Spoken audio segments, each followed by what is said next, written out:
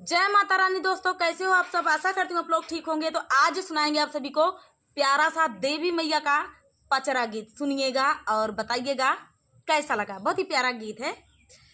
तो शीतला मैया को मना रहे हैं हम दोनों बहनें। चलिए देखिए, देवी मैया को मना लेते हैं। आखिरी में मान जाएंगी देवी मैया, इतनी उदार हैं। तो चलिए दोस्तों, एक चैनल है RB म्यूजिक चैनल, उस पे देवी पचरा गीत मेरा म्यूजिक पे पड़ रहा है। आप लोग जाइएगा, सपोर्ट कीजिएगा, शेयर कीजिएगा, भर भर के कमेंट कीजिएगा और ज़्यादा से ज़्यादा सब्सक्राइब कीजिएगा दोस्तों, क्योंकि नए नए चैनल है। रेखा विजय ब्लॉग पे आप सभी को लिंक मिल जाएगा। तो चलिए सुनाते हैं। कावन फूलवा हासना, कावाना फूलवा दसना, कावन हो फूलवाना हो, कावन हो फूलवाना। देवी मैया कई भोजना, कावन फूलवाना। देवी मैया कई भोजना, कावन फूलवाना। कावन फूलवा हासना, कावन फूलवा दसना, कावन फूलवाना हो, कावन फूलवाना।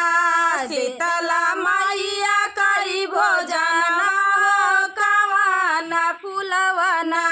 शीतला मैया कई भोजना हो, कावन फूलवाना।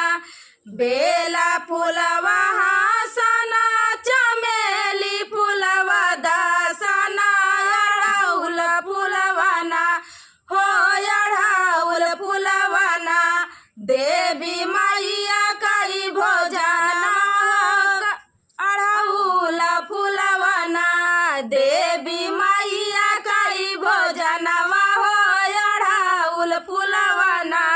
बेला फूलवा हासना, चमेली फूलवा दसना, अड़हुल फूलवाना हो, अड़हुल फूलवाना।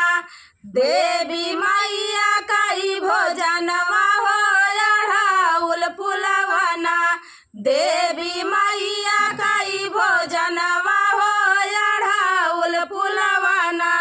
कावन फूलवा हासना, कावन फूलवा दसना, कावन फूलवाना हो, कावन हो फूलवाना। दुर्गा मैया कई भोजनवा हो, कावन फूलवाना। दुर्गा मैया कई भोजनवा हो, कावन फूलवाना। कावन फूलवा हासना, कावन फूलवा दसना, कावन हो फूलवाना हो, कावन फूलवाना। देवी मैया कई भोजनवा हो, कावन फूलवाना। दुर्गा मैया कई भोजनवा हो, कावन फूलवाना।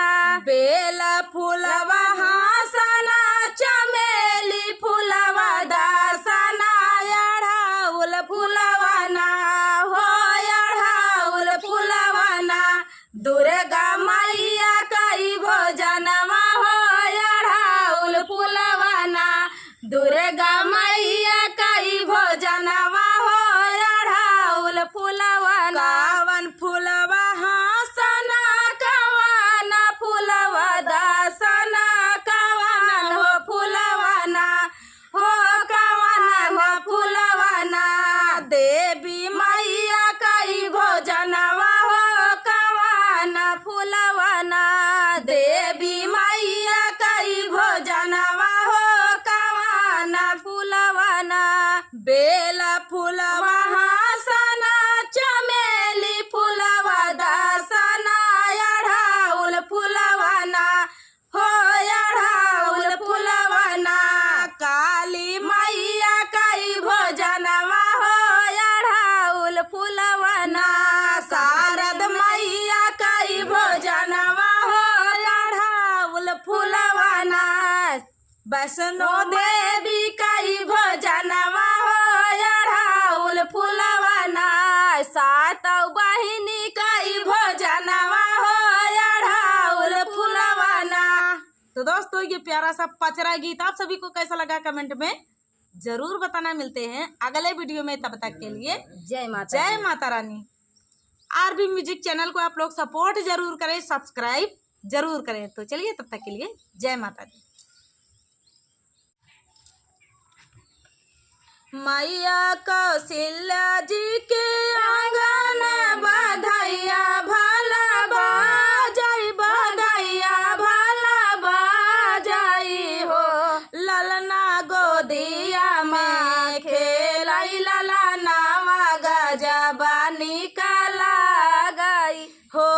ललना गोदिया में खेलाई ललनावा गजबा निकला गई हो। मैया कौशल्या जी के आंगन बधाइया भला बाजाई, बधाइया भला बाजाई हो। ललना गोदिया में खेलाई ललनावा गजबा निकला गई हो। ललना गोदिया में खेलाई ललनावा गजबा निकला गई हो।